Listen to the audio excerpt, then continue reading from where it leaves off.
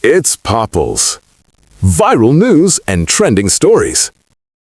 In the late 1970s, professional basketball was in trouble.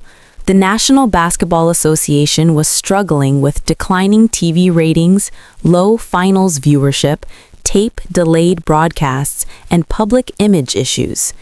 Major networks didn't believe in it. Sponsors were hesitant. Critics predicted its collapse. Then, two young men entered the league. One was a cold-blooded shooter from Indiana.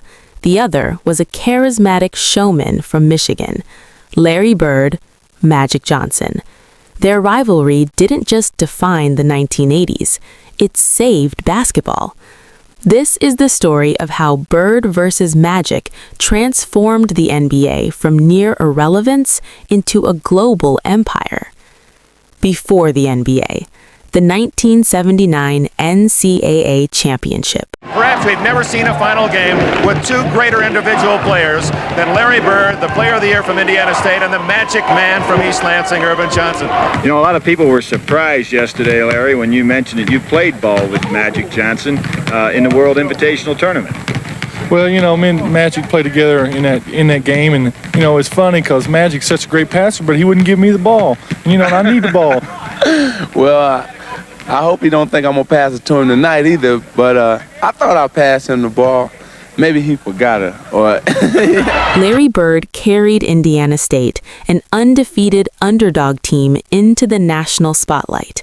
He wasn't flashy, he wasn't loud, but he was lethal. Magic Johnson, on the other hand, was joy in motion, smiling, passing, entertaining, controlling the pace like a veteran.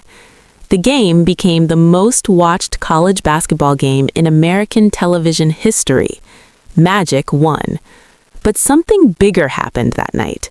America picked sides. Bird represented blue-collar America. Magic represented Showtime confidence. The rivalry had begun. The NBA was bleeding. When both entered the league in 1979, the NBA desperately needed heroes. Finals games were broadcast on tape delay after local news. Drug scandals had damaged the league's reputation. Attendance was inconsistent. Then came the draft. Bird joined the Boston Celtics. Magic joined the Los Angeles Lakers. It wasn't just East versus West, it was culture versus culture. Boston, gritty, defensive, hard-nosed. Los Angeles, glamorous, fast, Hollywood-driven. The NBA didn't just get two stars, it got a storyline. Showtime versus blue collar. Magic transformed the Lakers into Showtime. Fast breaks, no-look passes, fast-paced offense. He made basketball look joyful. Bird transformed the Celtics into disciplined assassins. Mid-range perfection, trash talk backed by performance. He made basketball look ruthless. In 1980, Magic won a championship as a rookie. In 1981, Bird answered with one of his own. The league suddenly had a reason to tune in. By 1984, it exploded. The 1984 NBA Finals wore on the hardwood. The 1984 NBA Finals became a defining moment. Celtics versus Lakers. The series went to 7 brutal games. Physical play, hard fouls, psychological warfare. Bird outplayed Magic in critical moments. Boston won Game 7. Media labeled Magic Tragic Johnson. It fueled the fire. In 1985, the Lakers got revenge. In 1987, Magic delivered the iconic Junior Skyhook in Boston Garden, sealing another championship. By the end of the decade, Magic had 5 championships. Bird had 3. But numbers alone don't explain what they built. They built urgency.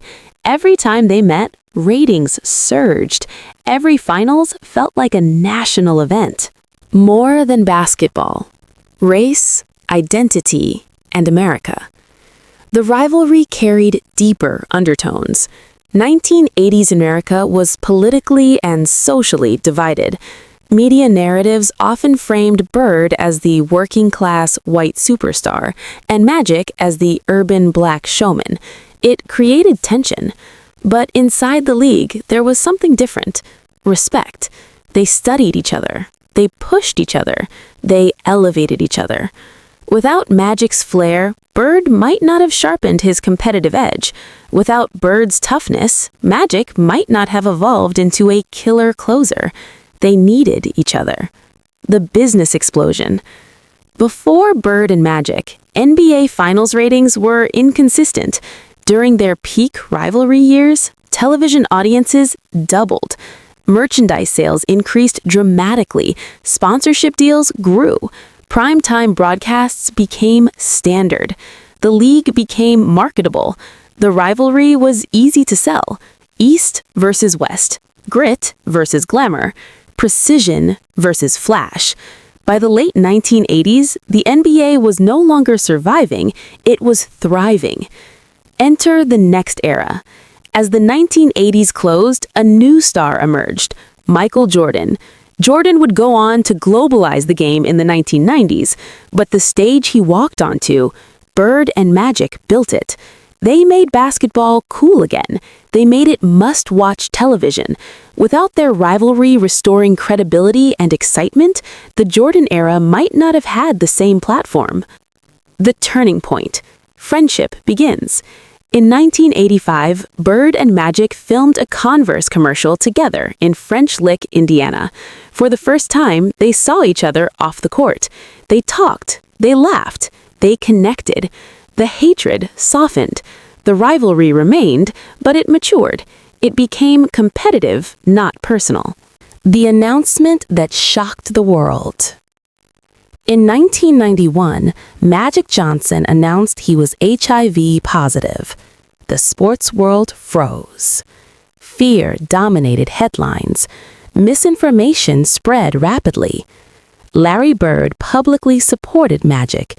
In that moment, rivalry disappeared. Only respect remained.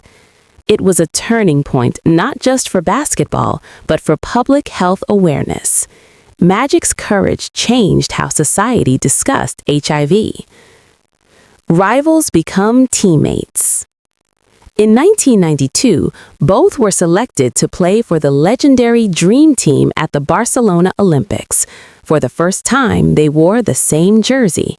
Practice sessions reportedly felt like the 1980s all over again, intense, competitive, emotional. But now they were united. Team USA dominated the tournament. Basketball's global expansion accelerated. The world fell in love with the NBA. Chapter 11. Statistical Legacy. Impact. Their rivalry revived television contracts, increased franchise values, boosted attendance, stabilized league reputation. They didn't just compete, they rescued an industry. The rivalry that saved basketball. The NBA today is a multi-billion-dollar global enterprise. Packed arenas, international fan bases, massive media deals. But rewind to 1979 and the future wasn't guaranteed. Two rookies entered the league carrying, and in the end, it became something even greater than rivalry. It became friendship. Legacy beyond rings. Me what you want to know about him.